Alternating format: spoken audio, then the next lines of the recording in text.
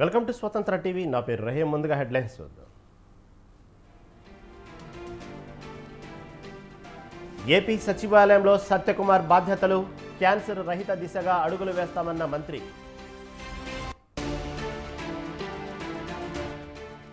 చిన్నారి ఘటన అత్యంత బాధాకరం, నిందితుడిని వదిలే ప్రసక్తే లేదన్న మంత్రులు.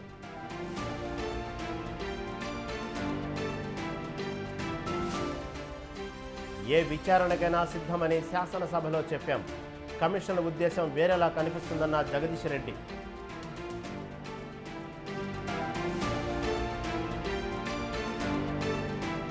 ఢిల్లీలో పైప్ లైన్ కోతకు కుట్ర జరుగుతోంది, మంత్రి అతిషి సంచలన ఆరోపణలు.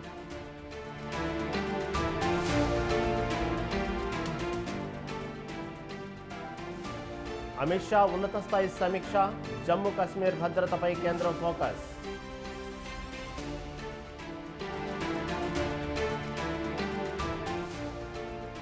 తెలుగు రాష్ట్రాల్లో నైరుతి రుతుపవనాలు, ఏపీలో 5 రోజుల పాటు మోస్తారు వర్షాలు.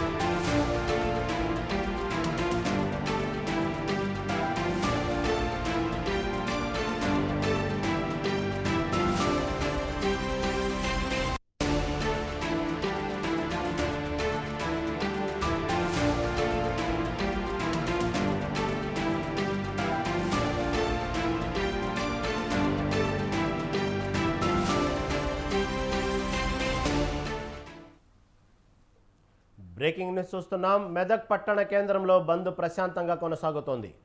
జంతు వధపై ఇరు వర్గాల మధ్య ఘర్షణ నేపథ్యంలో నిరసన తెలుపుతూ బంద్కు పిలుపునిచ్చింది బీజేపీ. దీంతో వర్తక వ్యాపారస్థ సముదాయాలను స్వచ్ఛందంగా మూసివేశారు వ్యాపారస్తులు. మరోపక్క బంద్ కారణంగా భారీగా పోలీసులు మోహరించారు. గొడవలకు పాల్పడితే ఎవరిని వదిలే ప్రసక్తే లేదని, చర్యలు తప్పవని హెచ్చరించారు డీజీపీ రంగనాథ్.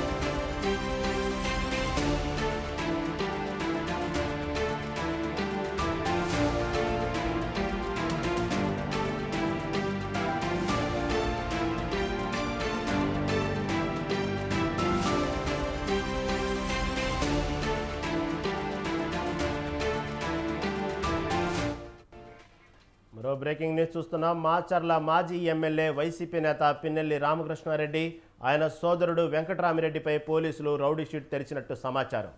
ప్రధానంగా 4 కేసులలో నిందితుడిగా ఉన్న పిన్నెల్లి బ్రదర్స్పై తాజాగా రౌడీ షీట్ తెరవాలని పోలీసు ఉన్నతాధికారులు నిర్ణయం తీసుకున్నట్లు విశ్వసనీయంగా తెలుస్తోంది. అయితే ఇందుకు సంబంధించిన వివరాలను వెల్లడించేందుకు పోలీసులు నిరాకరించారు.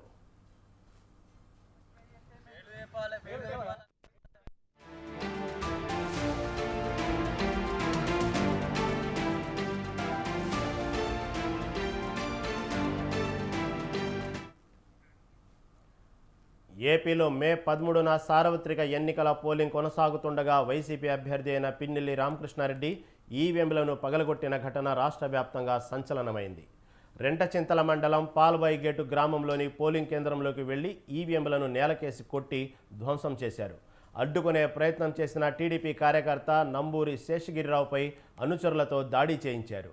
ఈ ఘటనకు సంబంధించి ఆయనపై కేసులు నమోదు కాగా ప్రస్తుతం బెయిల్పై బయట ఉన్నారు. తాజాగా పిన్నెల్లి సోదరులపై రౌడీ షీట్ తెరిచినట్టు తెలుస్తోంది.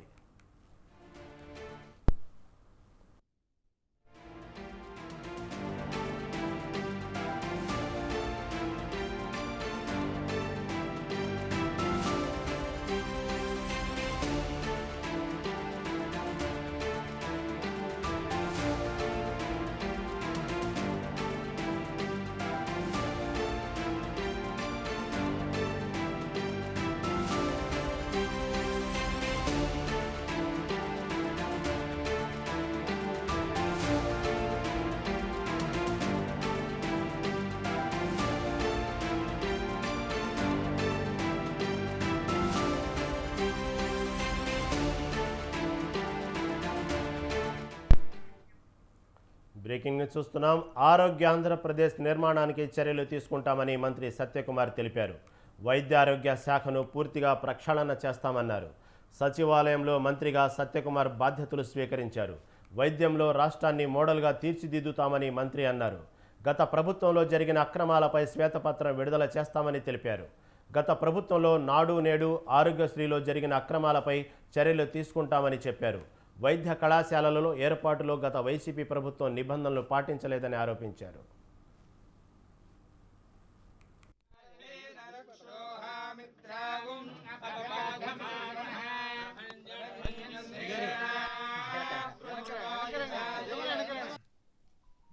మరణం చెందుతున్నది క్యాన్సర్ ద్వారా. సగటున ప్రతి సంవత్సరం 48,000 మంది మహమ్మారి బారిన పడుతున్నారు, ప్రాణాలు కోల్పోతున్నారు. 3-4 సంవత్సరాల క్రితం ఆరోగ్యశ్రీ ద్వారా క్యాన్సర్ కోసం 150 కోట్లు ఖర్చు పెడుతుంటే గత ఆర్థిక సంవత్సరంలో అది 600 కోట్ల దాకా చేరిందని అధికారికంగా తెలియవస్తోంది. అయితే వీటిని నివారణ చర్యలు తీసుకోవడం కోసం, ప్రజల్లో అవగాహన కలిగించడం కోసం, ముందస్తుగా వాటిని గుర్తించి తగిన వైద్యం అందించడం కోసం ఈ రాష్ట్రంలో మొత్తం 5,30,00,000 మందికి స్క్రీనింగ్ ఏర్పాటు చేయడం కోసం ఇవాళ రెండో ఫైల్ మీద సంతకం చేయడం జరిగింది. మరణం చెందుతున్నది క్యాన్సర్. 2.5 ఏళ్లలో అమరావతిని పూర్తి చేస్తామని ఏపీ మున్సిపల్ శాఖ మంత్రి నారాయణ అన్నారు. అమరావతిలోని సచివాలయంలో ఆయన మంత్రిగా బాధ్యతలు స్వీకరించారు. సెక్రటేరియట్లోని తన ఛాంబర్ ప్రత్యేక పూజలు నిర్వహించిన అనంతరం తన సీట్లో కూర్చొని బాధ్యతలు తీసుకున్నారు. ఏపీ రాజధాని అమరావతి కోసం 32,000 ఎకరాలు ఎటువంటి లిటిగేషన్ లేకుండా సేకరించామని, గత ప్రభుత్వం రాజధానిని పూర్తిగా నిర్లక్ష్యం చేసిందని మంత్రి నారాయణ అన్నారు. ఏపీ ప్రజల శ్రేయస్సు కోసం అమరావతి రాజధానిని పూర్తి చేయడమే ప్రధాన లక్ష్యంగా పనిచేస్తామని స్పష్టం చేశారు. 2.5 ఏళ్లలో అమరావతిని నిర్మించి దేశంలోని టాప్ 5 రాజధానుల్లో ఒకటిగా తీర్చిదిద్దుతామని మంత్రి నారాయణ ధీమా వ్యక్తం చేశారు. మున్సిపల్ శాఖ మంత్రిగా పదవి బాధ్యతలు తీసుకొని సీట్లో కూర్చోవడం జరిగింది. అయితే ఈ యొక్క మున్సిపల్ శాఖలో అతి ముఖ్యమైనది అమరావతి రాజధాని డెవలప్మెంటు, క్యాపిటల్ సిటీ. 217 చదరపు కిలోమీటర్లతో ఆ రోజు ఇక్కడ క్యాపిటల్ సిటీని డిజైన్ చేయడం జరిగింది. దానికి సంబంధించి 48,000 కోట్ల రూపాయలతో టెండర్లు పిలవటం, వర్క్ స్టార్ట్ చేయడం జరిగింది. దాదాపు 9,000 కోట్ల రూపాయలు పేమెంట్స్ కూడా అప్పుడు పే చేశాం. ఆ రోజు ముఖ్యమంత్రిగా ఉన్న నారా చంద్రబాబు నాయుడు గారు నాకు ఒకటే చెప్పారు, ప్రపంచంలో ఉన్న టాప్ 5 రాజధానుల్లో ఒకటి చేయాలని.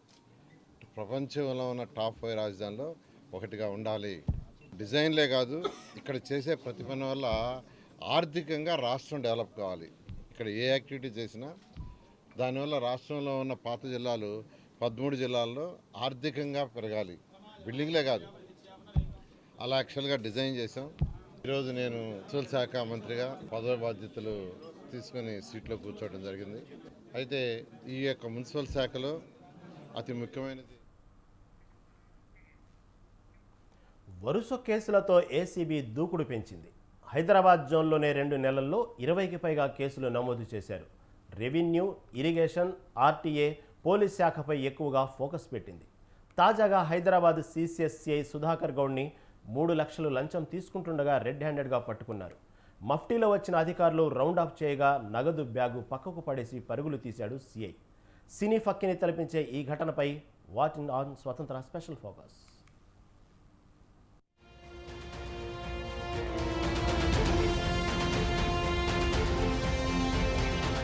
ఓ చీటింగ్ కేసు నుంచి నిందితుడిని తప్పించేందుకు 3 లక్షల రూపాయలు లంచం తీసుకుంటూ హైదరాబాద్ సిసిఎస్ ఇన్స్పెక్టర్ సుధాకర్ను ఏసీబీ అధికారులు రెడ్ హ్యాండెడ్గా పట్టుకున్నారు.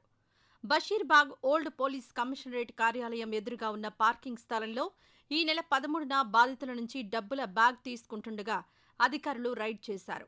ఈ నేపథ్యంలోనే సీఐ సుధాకర్ డబ్బుల బ్యాగ్ను అక్కడే వదిలేసి పారిపోయాడు. అతన్ని చేసి పట్టుకున్నారు. ఇటీవల ఆదాయానికి మించిన ఆస్తుల కేసులో అరెస్టైన సిసిఎస్ ఏసీపీ ఉమామహేశ్వరరావు కేసును మరవకముందే మరో ఇన్స్పెక్టర్ భారీ స్థాయిలో లంచం తీసుకుంటూ పట్టుబడ్డం చర్చనీయాంశంగా మారింది. సీఐ సుధాకర్ని అదుపులోకి తీసుకుని మేడిపల్లిలోని తన నివాసంతో పాటు బంధువుల ఇళ్లలో సోదాలు నిర్వహించారు.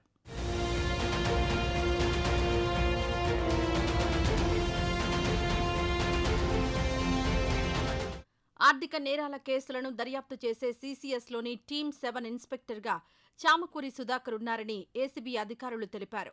క్రైమ్ నెంబర్ 41/2024కు సంబంధించిన చీటింగ్ కేసు దర్యాప్తు బాధ్యతలు చూస్తున్నారు.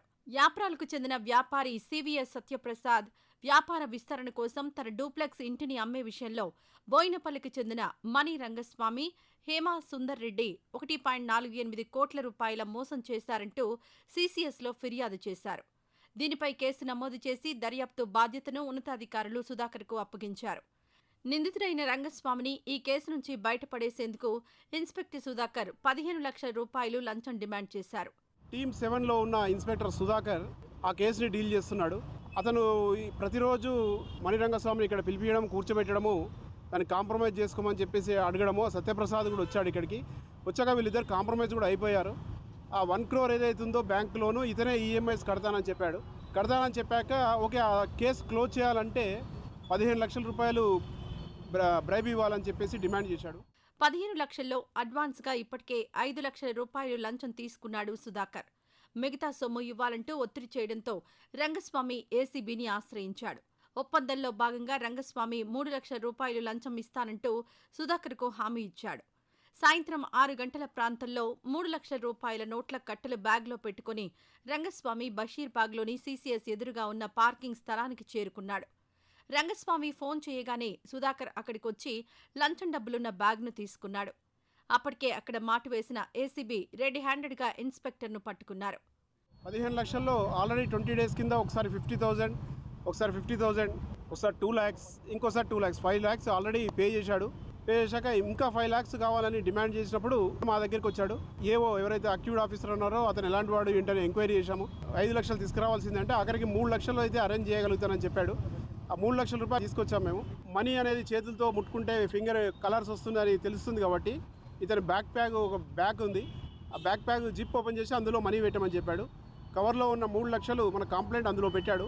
ఎప్పుడైతే కంప్లైంట్ యాక్సెప్ట్ చేశాడో, మనీని తీసుకున్నాడో, మాకు ఒక సిగ్నల్ ఇవ్వగానే మా టీం కొంచెం మూవ్గానే ఇతను రన్ చేయడం మొదలుపెట్టాడు. పారిపోవడానికి ప్రయత్నించాడు. కొంత దూరంలో ఇమీడియట్లీ మా టీం అంతా కలిసి పట్టుకున్నారు. క్యాష్ కూడా రికవరీ చేశాం. అది అధికారులను వదిలించుకుని ఆ నగదు బ్యాగ్ను అక్కడే వదిలేసి సుధాకర్ పరారయ్యాడు. వెంటనే ఏసీబీ ఇన్స్పెక్టర్ సతీష్, కానిస్టేబుళ్లు మున్నా, గోవింద నాయక్, హరికాంత్ రెడ్డి సుధాకర్ను వెంటపడి చేజింగ్ చేసి పట్టుకున్నారు. లంచం డబ్బులు ఉన్న బ్యాగ్ను రికవరీ చేసి చేతి వేళ్లను కెమికల్తో పరీక్షించగా పాజిటివ్ వచ్చింది.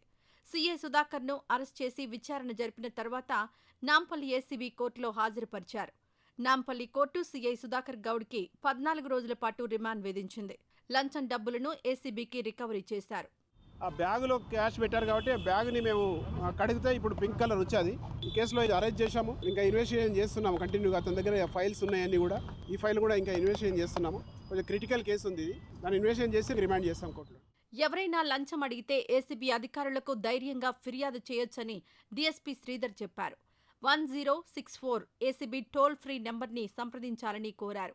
ఏసీబీకి ఫిర్యాదు చేస్తే సమాచారం ఇచ్చిన వారి పేర్లు గోప్యంగా ఉంచుతామని, ధైర్యంగా వచ్చి ఫిర్యాదు చేయాలని చెప్పారు. ఏసీబీ అధికారులు సీజ్ చేసిన డబ్బును వారం రోజుల్లోనే తిరిగి ఇస్తామని, అలాగే ఆగిపోయిన పనిలో నిజాయితీ ఉంటే తామే క్లియర్ చేసి ఇస్తామని ప్రజలకు భరోసా కల్పిస్తున్నారు.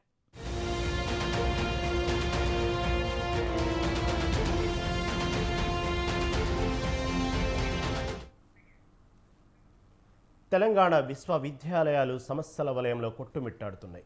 నిధుల కొరత, అరకొరగా ఉన్న అధ్యాపకులు, ఇన్ఛార్జి వీసీలతో కాలక్షేపం, ఇలా ఎన్నో ఇక్కట్లతో విశ్వవిద్యాలయాలు సతమతమవుతున్నాయి. వర్సిటీల్లో దాదాపు 3,000కు పైగా టీచింగ్ పోస్టులు భర్తీ చేయాల్సి ఉంది. వర్సిటీ సెర్చ్ కమిటీలు ఇప్పటికీ ఏర్పాటు కాలేదు. ఈ పరిస్థితుల్లో వీసీల నియామకానికి మరింత సమయం పట్టేలా ఉంది.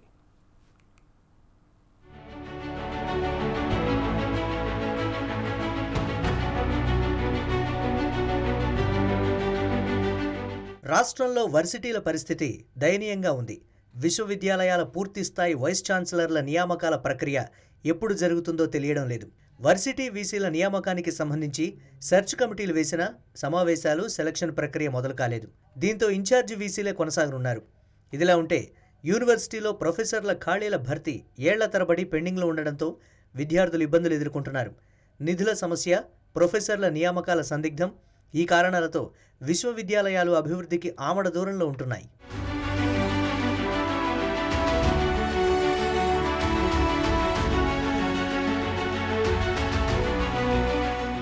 గత నెల 21తో వీసీల పదవీకాలం పూర్తయింది. దీంతో రాష్ట్ర ప్రభుత్వం కొత్త వీసీ పోస్టులకు నోటిఫికేషన్ విడుదల చేసింది.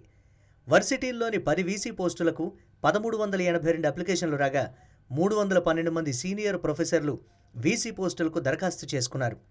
దీంట్లో అంబేద్కర్ ఓపెన్ యూనివర్సిటీకి ఎక్కువగా 208 మంది అప్లై చేయగా జేఎన్టీయూ ఫైన్ ఆర్ట్స్ యూనివర్సిటీకి చాలా తక్కువగా అప్లికేషన్లు వచ్చాయి. రాష్ట్రంలో 12 ప్రభుత్వ యూనివర్సిటీలుండగా 10ంటికి మాత్రమే సర్కార్ నోటిఫికేషన్ ఇచ్చింది. బాసర ట్రిపుల్ మహిళా యూనివర్సిటీ వీసీ పోస్టులను ప్రభుత్వం నోటిఫికేషన్లో చేర్చలేదు.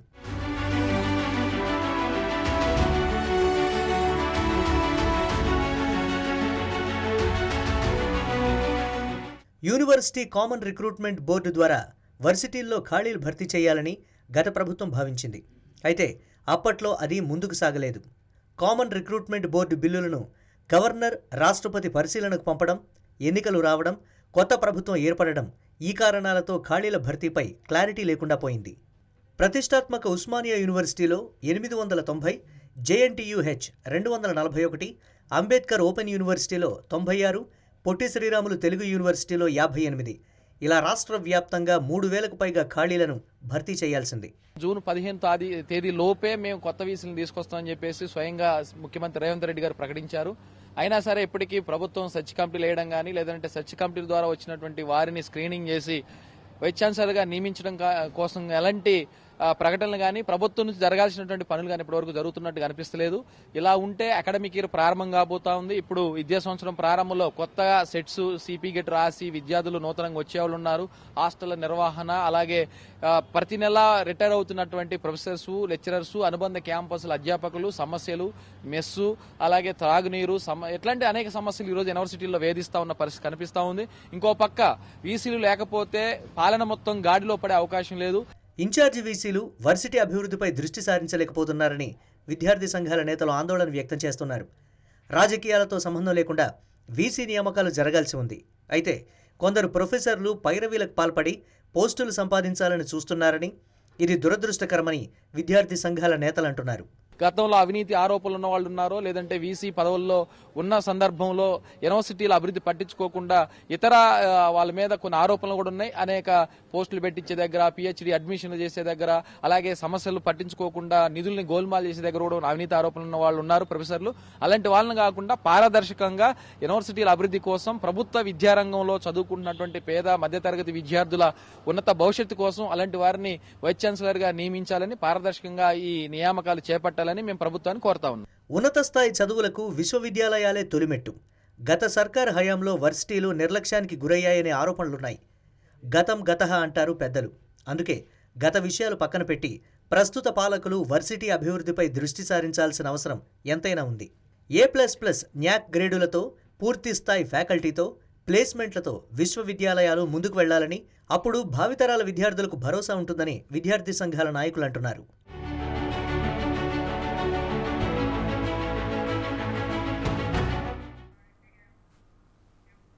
క్రమశిక్షణకు మారుపేరు రామోజీరావు అని పలువురు సీనియర్ జర్నలిస్టులు అన్నారు.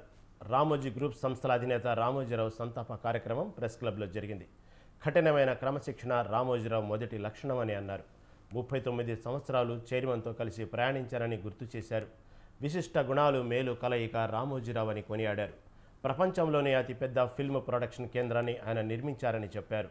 రామోజీ జీవితం నుంచి కొన్ని నేర్చుకుని మనం పాటించిన మంచి విజయాలు సాధించవచ్చని అభిప్రాయపడ్డారు.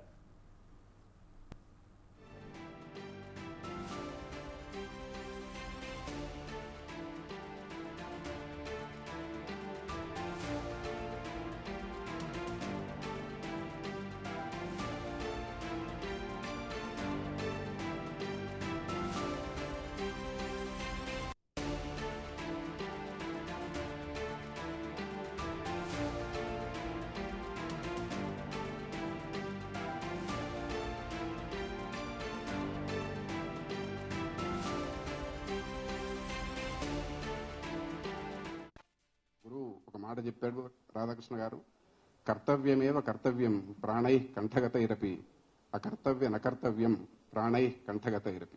గొంతులో ప్రాణం ఉండగా చేయాల్సిన పని చేయాలి, చేయకూడని పని చేయొద్దు. ఈ రెండింటికి చైర్మన్ గారు అతిపెద్ద ఉదాహరణ. ఆయన మనందరికీ కూడా నాకు జీవితకాలం పాటు మార్గదర్శి. చైర్మన్ గారిని ఎప్పుడు మర్చిపోలేము. నాకు ఆయన తలుచుకుంటేనే, అంటే ఒక రాయిని రత్నంగా సానబట్టగలిగినటువంటి శక్తి ఒక రామోజీరావు గారికి మాత్రమే ఉంది. నా గురువు ఒక మాట చెప్పాడు రాధాకృష్ణ గారు, నేను ఈనాడిని ఛాలెంజ్ చేసిన పత్రికలు, అంటే వార్త కానీ ఉదయం కానీ అంతస్తుగా ఛాలెంజ్ చేసిన పత్రికల్లో పనిచేశాను. కానీ ఎప్పుడు కూడా ఈనాడిని కానీ రామోజీరావు గారిని ద్వేషించలేదు. ఎందుకంటే ఆయన తెలుగు జర్నలిజాన్ని ఒక మలుపు తిప్పారు. తెలుగు జర్నలిజాన్ని కాదు, తెలుగు భాషకి చాలా పెద్దపీట వేశారు. తెలుగు సినిమాకి ఎంతో కృషి చేశారు. మొత్తం సినిమా రంగానికే ఫిలిం సిటీని కట్టి ప్రపంచంలో కల్లా one and only film city in the world నిర్మించారు. ఈ కార్యక్రమాలు చేయటం వల్ల ఆయన తెలుగు వారికే కాకుండా భారతీయులందరికీ కూడా ఆయన తెలిసిన వ్యక్తి గారు. ఇప్పుడు ప్రధానమంత్రి కానీ రాష్ట్రపతి కానీ ఆయన సంతాపాలు పంపించారంటే, ఆయన పద్మవిభూషణ ఇచ్చారంటే, ఆయన మొత్తం దేశానికి మొత్తానికి తలమానికనంటి వాడు. మీడియా ప్రపంచంలో, సినిమా ప్రపంచంలో ఆయనకంటే ప్రత్యేక స్థానం ఏర్పరచుకున్న వ్యక్తి. నేను ఈనాడిని ఛాలెంజ్ చేసిన పత్రికలు, అంటే వార్త కానీ ఉదయం. ఆంధ్రప్రదేశ్, తెలంగాణ రాష్ట్రాల్లో, అంటే అప్పటి ఉమ్మడి రాష్ట్రంలో ఎక్కడైనా చీమ చిటుక్కుమంటే పసిగట్టే లాంటి ఒక నెట్వర్క్ ని ఏర్పాటు చేసి, ఇప్పుడు కాదు ఎప్పుడో ఒక 40 ఏళ్ల క్రితమే నెట్వర్క్ ఏర్పాటు చేసి దాన్ని నిర్వహిస్తూ వస్తున్నారు. 1974లో విశాఖపట్నంలో పత్రిక ప్రారంభించినప్పుడు కరీంనగర్ లాంటి హుజూరాబాదు, జమ్మికుంట, జగిత్యాల, కరీంనగర్, హుస్నాబాద్ లాంటి ప్రదేశాల్లో విలేకరులు ఉన్నారు. వాళ్ళు ఇప్పుడు కూడా పనిచేస్తున్నారు. అంటే అక్కడేదో మన చుట్టుపక్కల ప్రచురణ కేంద్రం చుట్టుపక్కలనే కాకుండా అంత రిమోట్ ఏరియాస్ నుంచి కూడా వార్తలు తెప్పించి అవన్నీ కూడా చేశారు. అట్లాంటి వైవిధ్యభరితమైనటువంటి వ్యక్తి రామోజీరావు గారు. రామోజీరావు గారు ఎప్పుడు అంటుంటారు, అబ్దుల్ కలాం అంటే నాకు బాగా అసూయ, ఆయన పనిచేస్తూ ఉరిగిపోయాడు. ఆయన ఒక సభలో మాట్లాడడానికి వెళ్తూ టపీమని పడిపోయి చనిపోయాడు. పత్రికల్లో ఒకే రకమైన భాష వాడాలి. మనం ఒక వార్తకి ఒక భాష వాడి రెండో వార్తకి ఇంకో భాష వాడడం అనేది సబబు కాదని ఒక శైలిని తీసుకొచ్చిన వాళ్ళు కూడా ఈనాడు వాళ్ళు. అది కూడా పత్రికా రంగంలో చాలా పెద్ద మార్పు ప్రింట్ మీడియాలో. దీనికి కూడా ఆద్యులు పెద్దలు రామోజీరావు గారు 74లో ఒక పత్రిక ఎందుకు పెట్టకూడదని అదంతా చెప్తారు, మనం చూసినవి కాదు. అట్లొక ప్రత్యేకమైన సందర్భంలో పత్రిక పెట్టి ఒక ఛాలెంజ్గా సవాల్గా తీసుకొని దాన్ని ఇంత దూరం 50 సంవత్సరాల దూరం తీసుకొచ్చిన వాళ్ళు కూడా రామోజీరావు గారే. ఒక మారుమూల ప్రాంతాలకి మండల స్థాయిలో విలేకరులు జర్నలిస్టు ఉండడానికి. ఏపీలో కూటమి అధికారంలోకి రావడంతో తూర్పుగోదావరి జిల్లా టీడీపీ నాయకుడు చీపురుగూడెం దుర్గమ్మ తల్లికి పొల్లు దండాలు పెట్టి మొక్కు చెల్లించుకున్నాడు. రాష్ట్రంలో కూటమి అధికారంలోకి వస్తే తన స్వగ్రామంలోని రామాలయం నుంచి కనకదుర్గమ్మ ఆలయం వరకు రోడ్డుపై పొర్లు దండాలు పెడతానని అమ్మవారిని వేడుకున్నాడు. తాను కోరుకున్నట్టే ఏపీలో టీడీపీ, జనసేన, బీజేపీలు ఉమ్మడిగా అధికారాన్ని చేతపట్టారు. ఈ సందర్భంగా మొక్కు చెల్లించుకున్నారు టీడీపీ నాయకుడు వంట్ల పెద్దరామన్న.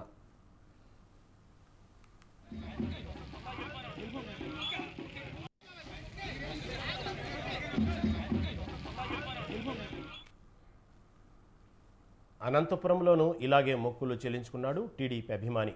తాము కోరుకున్నట్టే ఎన్డీఏ కూటమి జగన్ను గద్దెదించి అధికారాన్ని చేజించుకోవడంతో తాడిపత్రి మండలంలోని బ్రాహ్మణపల్లిలోని పెద్దమ్మ తల్లికి 1000 టెంకాయలు కొట్టి మొక్కు తీర్చుకున్నాడు కథలప్ప.